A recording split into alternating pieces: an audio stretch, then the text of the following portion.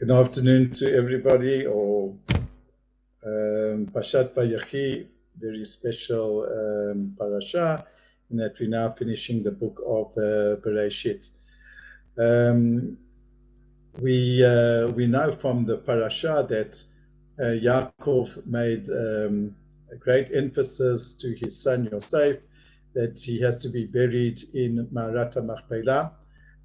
He already bought it for that purpose, and indeed the Torah tells us about this massive procession, very dignified procession in which Yaakov and all the Yosef and all the other dignitaries of Mitzrayim came to escort and to do the levaya from Egypt to Eretz Israel. And it's amazing that all the locals who were around Eretz Israel, they called it Avel Mitzrayim. That's what they called the place.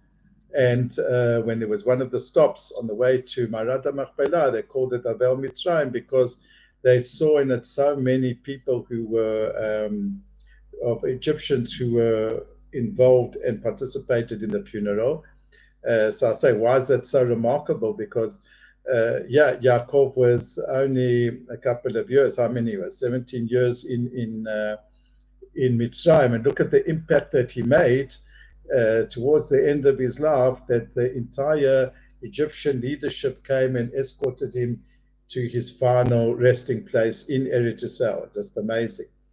Al kol panim, we all know that Yaakov is buried in the Ma'arat HaMachpelah.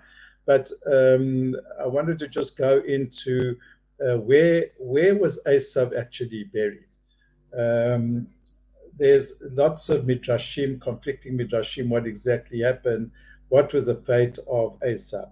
The Gemara in Masechet Sotah says that the point that I'm about to make is not just a matter of technicality. I wanted to learn some sort of misal, some sort of moral lesson from this point. Where is it exactly that Eisav is buried? So the Gemara in Masechet Sotah says that at the burial, at the funeral of Yaakov, a terrible thing happened. An argument ensued between Eisav and between the children of Yaakov, whether in fact Yaakov is entitled to be buried in the Ma'arat HaMachpelah. And without going into all the details, it seems to be revolved on the following. Eisav claimed that when he sold the birthright to the right of the firstborn to Yaakov, he sold him, so to speak, the extra zchuyot, the extra merits, the extra privileges. For example, the firstborn has got a double share of the inheritance. So what he did was, he was claiming, okay, I sold that extra amount to Yaakov, but what I retained the basic amounts. On that we should have an equal right of half in the Ma'arat HaMachpelah, and not that it solely goes to Yaakov. Now, in all this absolute chaos, so according to the Gemara over there, now the Midrashim, so one of the grandchildren of Yaakov, he just couldn't tolerate to see this whole disgrace of a whole argument and a delay in the funeral. What he did was he went and he killed Hushim ben Dan. He was the grandson of Yaakov, so he killed Yehuda. According to he killed Eisav. According to others, he was killed by Yehuda, or some people say a combination of both. Now the Midrash says now here comes various opinions. Some say that his head was severed from his body. They decapitated him.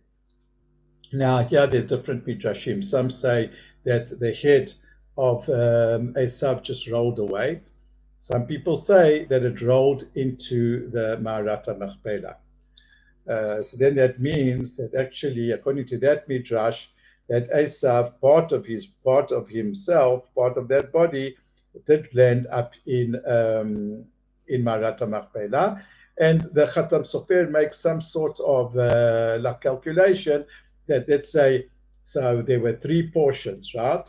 The Bechor gets 2, and then the other one gets 1, because he gets double of what is the Bechor, or what. So what did Eisav retain? He retained a third. So he makes a calculation that the head is like a third of the body. So that's why it landed up in Marat HaMachpelah. Again, there's some people say that it just rolled out and didn't go into the Marat HaMachpelah. But what is maybe the moral significance of this inyan, that the head of Eisav and not his body landed up in Marat HaMachpelah? According to some people, that it rolled next to Yitzchak because he did kibbud avayim.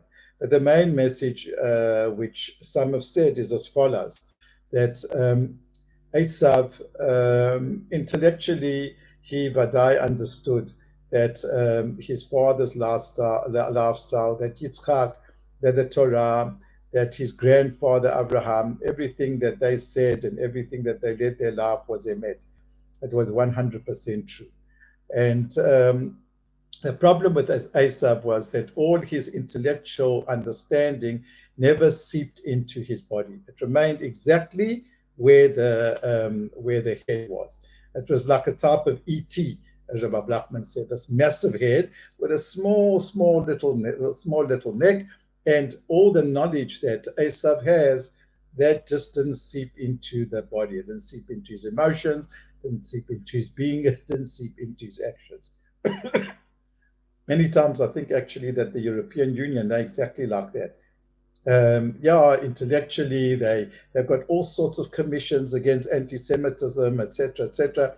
But to see the Jewish people prosper, to see the Jewish people in Medinat Yisrael developed, that suddenly it just doesn't seep through, and they remain with their antagonism to the Jewish people. But besides the fact that now and again they pity the Jewish people, so every now and again they make commissions to combat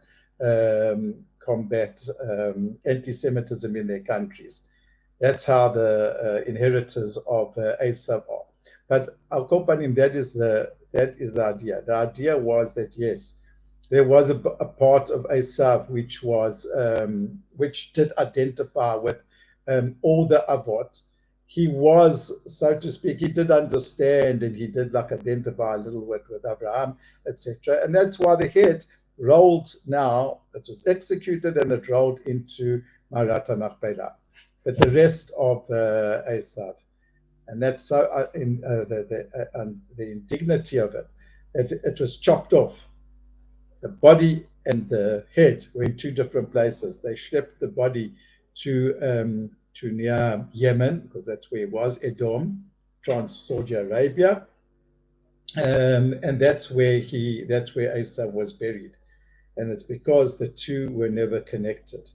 Right? That is what the whole of Judaism is about: to connect the body and the head, to connect the body and the soul. שיהיה שבת שלום לכולם, and חזק ונתחזק.